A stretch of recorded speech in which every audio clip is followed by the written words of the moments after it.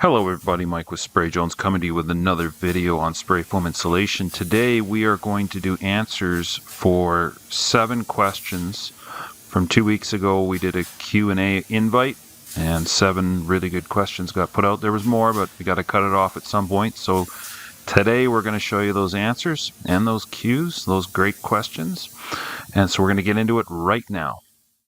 Okay, question number 1 from Hall Glen 9102 states almost all residential sub-slab applications I see, basement and slab on grade, do not spray completely underneath. For example, in a basement it is just under the slab, not the foundation, and slab on grade, not under the thickened edge. So what he's stating there is that where the weight-bearing areas of the foundation, whether it's slab on grade or the foundation itself, do not have spray foam insulation underneath them, close up. Why not spray an entire raft for the whole home to sit on? Is this because no engineer will put their name on spray foam under the foundation, or because the concrete guys don't like or want it? Or is there another reason? It seems like the compressive strength of dense closed cell foam is sufficient. Thanks. Okay. Yes, the answer is that no engineer is going to sign off on it. The second is that the compressive strengths of closed cell foam are not high enough. So when you are dealing with under slab and especially high weight bearing areas, thickened edge of slab on grade and the foundation itself, but let's also include like a high load value of concrete for, say, a grader shop or a tractor shop. Like I did a 12,000 square foot shop that was going to have combines and tractors and large heavy pieces of equipment in it. They're going to do a 12-inch slab. In that situation, you need to have high density foam put underneath it. So high density is a special grade that they're going to sell. It's going to be in the 45 to 50 psi rating. All right, and that's spread out over the entire slab area, not even a small square footage of where the actual weight bearing is. So where your spread footings are or where your thickened edge are, they do not want to have anything that is going to be compressible and sink. So therefore, even at 45 or 50 psi of compressive strength, regular 2-pound density foam is going to be sitting somewhere in the 27 to 30 psi range. It's just not high enough. So no engineer is going to sign off on it. They don't want it to crush. They don't want it to sink. They don't want to have any problems. So if you're concerned about these areas not being insulated, the only way to really truly do them is when it's excavated, to go to the outside of the building, do the outside of the footing, do the outside of the slab, however you want to, how you want to do that area, and then move on and deal with it. But yes, your footings are not going to have foam underneath them. Your grade beam is not going to have foam underneath it where it's weight bearing, and that's due to the reasons I just stated.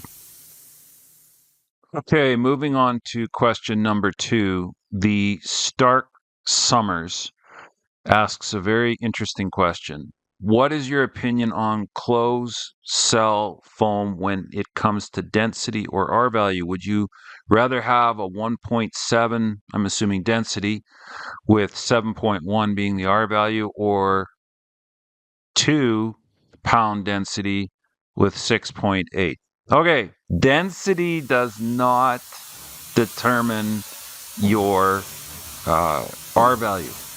Now, blowing agent is what determines your R value. So most foams that we're going to have on the market today that are what are called medium density foams.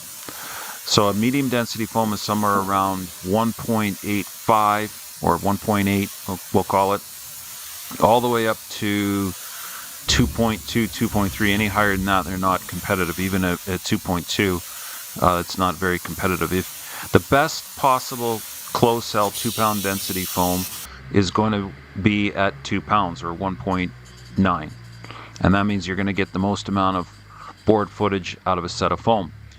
They're going to be using a Freon based, for lack of a better term, they're going to be using a HFO blowing agent. Now, to claim nowadays that you can get an R value of 7 an inch is bogus. It can't be done. With the new HFOs, the values are down. because the density of the gas and the insulating quality of the gas is not as potent as it once was. So you have to really watch whose data and official stats you're reading. Now, I know the suppliers are working to make back a lot of the insulating value that we've lost. In the 1980s, when we could use a CFC, a chlorofluorocarbon, had a high amount of chlorine in it, and that chlorine is a very dense gas, and it's a very good insulator, and the resistance value was sitting around 10 an inch at that time. And with each successive change where we went from a CFC to an HCFC, a hydrochlorofluorocarbon, the R value then dropped down to about a 7 an inch. And then we went to an HFC and it dropped down to about 6 an inch. And then when the first brand wave of HFOs came out, it was a little bit less, but now they're bumping up because they're augmenting and offsetting with other gases inside the foam to peak and bring the R values, the resistance values, the thermal conductivity, maybe is a better way to say it. The thermal conductivity is going to be better with the second gen, third gen HFO systems that we got. We're currently spraying new products by Huntsman and BASF, and they're both competitively within a few decimal points of each other on thermal conductivity. So the density doesn't really have anything to do. The reason that a half-pound foam is sitting at an R 3.5 or 3.8 an inch is that it's open cell and it's using water as the blowing agent. So steam and carbon dioxide, if you will, is trapped in cells of the foam, and not an HFO fluorocarbon is trapped in the cells. So density doesn't have as much. Like, to have a 2.2 density foam versus a 1.8 density foam, there is no R value change. None. Zero. So, in fact, if you spray on a cold day, you can get a 2-pound density foam to be 3.5. Like, the first inch might be a 3-pound density if you density checked it, because what should have been 2 inches might have been an inch or an inch and a half. So it doesn't change the insulating value. It's not like I showed up to a guy's house and it was cold and the heaters weren't running and we had to warm things up, and the first layer, the first 2 inches or the first inch and a half that I put on is an inferior, less insulating product. In fact, the higher that the density goes on closed cell foams, actually the better that the physicals are.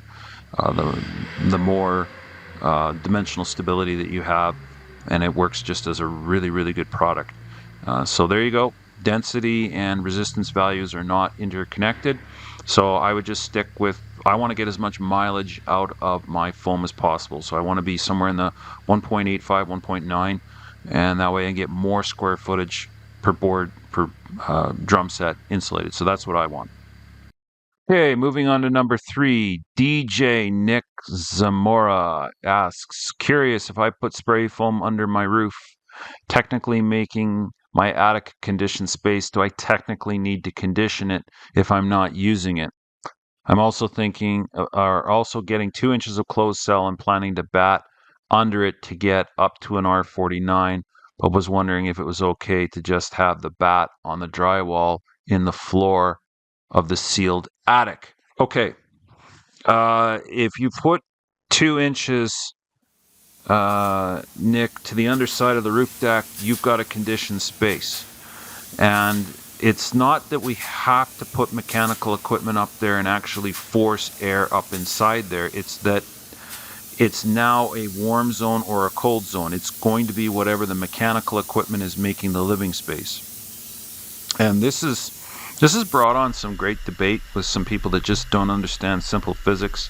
They seem to think that the spray foam to the underside of the roof creates this whole new existence in the attic space, that once the sheetrock is put up there, that it's going to be a different temperature and a different humidity level than the rest of the home, and that just isn't so. I mean, yes, warm air rises, and once it gets into the attic, it can be difficult to push it down without a ceiling fan, but we're not having to power ventilate or power move air up inside there unless you want to.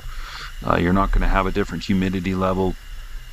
You might be a little bit warmer because warm air does rise. You can get that in 2 or 3 story home where you get to the top of a stairwell and it's 2 degrees or 3 degrees warmer, Celsius of course I'm speaking, than it was down on the main level or the lower level even in the basement.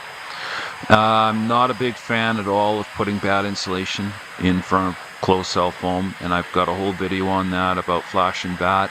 I know you're not technically doing a flash and bat, but it brings into a whole new set of questions as to whether or not you're going to be creating problems with the amount of airflow and the amount of heat that you're blocking off from the face of the foam, and depending on what climate you are. Now, I know some people are in certain situations where they're constricted with these R values, but you need to look at the rules for vaulted ceilings and see what the rules are, if they are R49 or R35 or R, in our situation they're R28. So that's why we spray the foam to the underside of the roof, build it up to an R28 or 29 value, and then we're good to go to pass. So it is a conditioned space, to answer your question already. Just the fact that you put the insulation to the roof deck, and you don't need to be doing active things to try and condition. It's going to condition itself naturally as the building equalizes. So hope that helps. Moving on, number 4, Samuel asks, I've heard that the materials cost for spray foam has gone up. You're correct. From your videos, I can see that there's a lot of labor involved in spraying. What would you say the cost breakdown of a job is percentage-wise of material versus labor? Thanks. Keep up the great work. Well, Samuel, generally speaking, half the cost of the job is in the actual foam insulation itself, generally, okay? And that can take wild swings depending on what you're asking for. Sometimes the labor can be 50% or more, or cross the threshold of 50%. It really depends on what we're being asked to do and where. And so I'll give you a couple of examples so that you can sort of quantify what I'm saying. If we're just going to come in and spray a basement or a foundation, 8-foot high walls, very little prep, very little extra time, we're going to be in and out on one day. The ratio might be 45 to 50% of the cost of the job is material, and then you've got your labor and your markup in the remaining 50%. You know, also diesel fuel and spare parts and all that sort of stuff. So it kind of gets you halfway there. But I've gone and done great rooms. So, you know, a house or a structure that's got maybe a 20-foot high great room. Maybe we're only spraying 400 square feet of area, but we're going to be there for a day, 2 days. Maybe we're coming in, we got to set up scaffold, we got to mask all the windows, got to mask the floor, and the amount of area that we're going to be there for is very small. Well, then the labor at that point, we're using bugger all for material, right? So material cost on that job is very, very low because we just don't have 300 square feet. But on 300 or 400 square feet, we're going to be there for a day, day and a half because of the prep that's involved. So it's just case by case, you know. What are we having to do? Where are we having to do it? Sometimes I've been asked to drive out and spray 300, 400 square feet of floor on projects where we traveled for 2 hours to get to the client. So all of that cost was travel and labor for the day. You know, they were being charged one day for the guy to come out, travel, overheads, everything that I need to get out of one day was all being divided into that 300-400 square feet. So the material cost at that point was very, very low. So it's always case by case, how far we're traveling, what we're being asked to do, how thick, how quick. But in most situations, it's almost a 50-50 split between the two. Hope that helps. Okay, number 5, Daniel Herman, 9483. What would your top 3 things be from a homeowner for you to do the best spray foam job possible? I'm figuring a clean area, right temperature, and time of the year, easy access to the sprayer, but I'm curious what else, if anything, would make a spray foam crew's job a bit easier and help get the best possible result. All right. Well, you've already named the three things. So here's three additionals. Have only the basics installed, which would mean I don't need lights. I don't need extra plugs. I don't want bulkheads. I don't want duct work, trunk runs, plumbing lines run extensively in our way. I've seen where there's been drain pipes and water pipes and feed lines and gas lines, and like the HVAC and plumbing guys have gone nuts and made a jailer's network of piping in the way. Likewise, I've seen carpenters come in and start building what we would call secondary framing, like build outs for bulkheads and coffers and areas in basements and in roofs and ceilings where they have completely obstructed and put a grid in front of us to try and get the spray foam around and provide any ability to detail out and see what our work is doing. The second thing would be provide access and parking, meaning, yeah, you said clean up, but provide us with accessibility. So close off stairwells, close off holes in the floor, great rooms and what have you, have scaffolding set up ahead of time for us, have temporary work platforms built for us. If we have to get up and into difficult areas, build little ladders, catwalks, steps, areas for the guys to get up, get work on a platform that it's safe, secure. Many times things are wobbly, open, fall hazards, trip hazards. They all exist. We had one guy that built quite a bit of temporary scaffolding to get us around. He hadn't poured the floor yet, and he had rebar sticking out everywhere, and it was going to be a real hassle to move ladders and things around. So what he did was he built a little temporary catwalk platform around the perimeter edge, and we were able to just walk on that platform and hover literally right over top of the rebar. So provide access, and then parking. People don't think about parking, but I mean, if we don't have our rigs backed up to the job site, so clean up the job site, get rid of ruts, mud, have gravel, have a good road in and out of the place. A lot of times these sites are under construction and they're barely accessible. So not getting stuck, or when it rains a little bit or even a lot, if you're there and a big downpour comes, it's not going to be questionable if you need to get a tow truck out to get you in and out. A lot of times dumpsters and building materials and supplies are dumped off haphazardly. We're trying to walk around these things. They don't leave us with the access to get into the garage or into the house. So access to site and decent parking up close to the building is a huge thing. And then the third thing would be doing site walkthroughs with us. So a lot of times guys are there, they're high and by, and they take off, they have their phones ringing, and they hardly say anything. So I really like it when guys do a preemptive walkthrough with us and point out areas that they've come across and said, hey, we saw this, we saw that, you might want to think of this, you might want to think of that. And then it gives us an opportunity to have further discussion on, all right, well, we'll stop here, go there. What do you think about this? What do you think about that? And that works out really, really well. So site walkthroughs, pre-foam and post-foam, make for a really good job, because you want to be able to look everything over and say, hey, we got it, or no, we didn't, or whatever. So that would be my three additional things. All right, number 6, Greg Goodman. Hi, thanks for taking questions. We're currently designing a post-framed home that would like to incorporate a walkout basement that utilizes a permanent wood foundation on the earthen side. My understanding of prescriptive code for PWFs is they are much like superior walls, except ground contact wood replaces concrete. The exterior sheathing must be sealed, insulated, protective covering, floor constructed prior to backfilling. Yeah, that's correct. So, since the pressure-treated wood cannot breathe moisture to the outside, does that disqualify closed-cell foam insulation applied to the interior of the pressure-treated wood?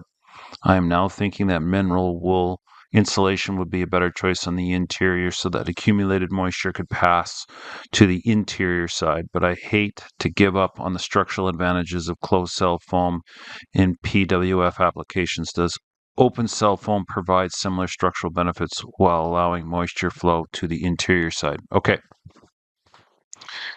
We have done a number of what we call wood basements or wood foundations. Never have we even given it a second thought about putting closed cell foam to the inside of wood. These are pressure treated in every aspect. So the sheeting, the plywood is pressure treated, and of course the 2x8s or the 2x12s are. In fact, my basement has a section of pressure treated. A lot of basements do around where we are, because what they'll do is they'll use pressure treated for the walkout wall in a lot of situations. My foundation, where there's only about 4 feet of dirt as the slope comes down the side of the building, instead of going to concrete all the way to the edge, they converted it from concrete to wood. And it's got membrane on the outside. This is typically how we do them. They're membrane on the outside, and then they'll put closed cell foam on the inside. Never have had a problem. Not one. In fact, it's the only way that I do them, because I don't want to rely on a single plane of protection. I want the membrane to be done on the outside, preferably primed before they put it on, to make sure that it's stuck. Have everything rolled out, all the seams, all the cracks rolled, so that there's no bubbles, there's no fish mouths in it. And then I want 3 or even 4 inches of closed cell foam in between the studs to provide extra protection. You don't want to deal with this drying to the inside thing. You've got a 19% moisture content. You want to hold that foundation wall in a state of how it is at the time of construction. So if it's dry at the time of construction, you put the foam in, it should stay that way for the life of the structure. And without exception, wood frame basements should be getting closed cell foam, because they have inherent risks that moisture could find a way in through some of the cracks, and you want to stop it in its place, as opposed to trying to allow it to the inside. You allow it to the inside, that there'll be no end to that. You'll be wishing that your father never met your mother once you start doing that, because you'll be having moisture problems to the interior and damaging interior side all day long. So go ahead, put your wood foundation in, go get closed cell foam, build it up nice and thick, make sure the exterior work is done to an exceptionally high level of perfection, and you won't have issues. Ilan Solomon 669 asks, hello, Mr. Jones, what are some of the worst ways to use spray foam closed cell? In which situations would you steer the clients away from it? As far as I can understand, more often than not, it can adhere and needs to be sealed, insulated. The closed cell foam seems to be a cure-all solution for many of the problems in a house. Okay. Good question. I would say I've got 4 answers for that. First would be when you're retrofitting exteriors. So you've ripped off the exterior, you're not opening up the sheething, and you're not necessarily planning on increasing the size of the home very much. So you just want to put 1 or 1.5 inches of insulation around the house and then put new exterior up. I think it's a pain in the butt, when you don't have very much depth to work with, to set up and try and put spray foam on and then shave it all flush. So if you've got limited thickness to work with, I'd say put a rigid insulation to the outside of the home, tape all the joints up, and then from there you're good to go. The second would be the attics that can't be opened up. So we get asked this all the time, where the people who want to convert from blow-in, loose fill, batted insulation in an attic, they're having condensation problems, they're having moisture issues throughout the attic somewhere. They want to suck all the old insulation or remove it all out. Then they want to put spray foam down. In a lot of cases, these are 212, 312, 412 pitch. You don't have enough room to get out towards the edges and spray down onto the ceiling that's there. You can't hardly see. A dog or a cat would have enough trouble getting around, moving up inside these areas, especially if they're old and they have solid trusses. They can absolutely block you off from getting foam into the tightest of crevices where you need to be. The third is my pet nemesis, this stupid flash and bat system. I think it's the most moronic thing and the worst thing for foam, which is to put down a very thin layer of foam, what they call a flash coat, just to try and seal things up, and then to make up the rest of the insulation value with bat. There's a huge problem with that, about vapor barrier locations, and if you do use one with poly or poly with fibrous, you're trapping air movement between 2 impermeable layers. If the foam isn't thick enough and screws and nails are sticking through, you're still going to get condensation and moisture dripping off of those. I know it can work. I know people have had successful applications where they've received 2 inches of foam and then batted it the rest of the way. I just think the risk versus reward is way out of line. Pick one, go with one, and that's it. And then the fourth thing I would say is converting old decks where you've got like decks on the back of a house and somebody's going to want to do like a 3-season room into a 4-season room, and they've got spaced out deck boards. You're going to have to get some sort of way of closing up all those gaps before you go putting the spray foam, so the spray foam doesn't shoot through it. So it's not a huge problem. It's just requires some extra thinking versus having the spray foam shooting through and getting on things. So there you go. There are all the questions and answers that I can give you for right now. I hope you've stuck around and enjoyed this. I have too. I'll be posting this video here right away, and we'll catch you on the next one. Talk to you then. Bye.